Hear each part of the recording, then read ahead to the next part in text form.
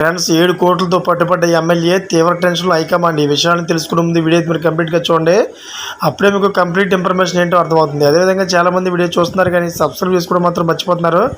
దయచేసి సబ్స్క్రైబ్ చేసుకోండి. సబ్స్క్రైబ్ చేసుకోవడం వల్ల నేను చేసే ప్రతి ఒక్క అప్డేట్ మీరు ముందుగానే పొందగలుగుతారు.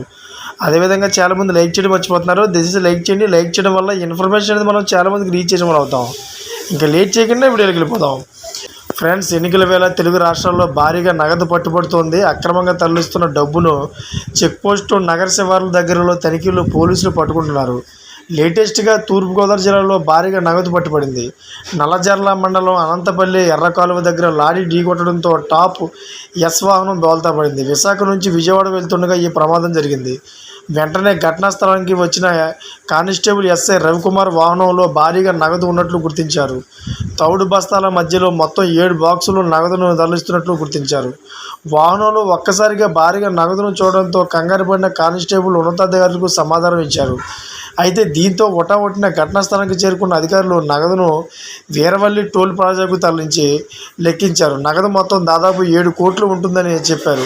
వ్యాన్ డ్రైవర్కు గాయాలు కావడంతో ఆసుపత్రికి తరలించారు. పోలీసులు కేసు నమోదు చేసి దర్యాప్తు చేస్తున్నారు. ఈ విషయంలో అయితే చాలామంది తీవ్ర టెన్షన్ కూడా తెలుస్తుంది. ఎందుకంటే ఆ డబ్బు ఎవరి మీదకి వస్తుందని చెప్పేసి చాలామంది అయితే కంగారుతో కూడా తెలుస్తుంది. ఫ్రెండ్స్, ఇటువంటి లేటెస్ట్ అప్డేట్స్ కూడా చాలామందికి రావాలనుకుంటే నా ఛానల్ సబ్స్క్రైబ్ చేసుకోండి. అదేవిధంగా కనపడాలి పెట్టుకోండి. Thank for watching friends.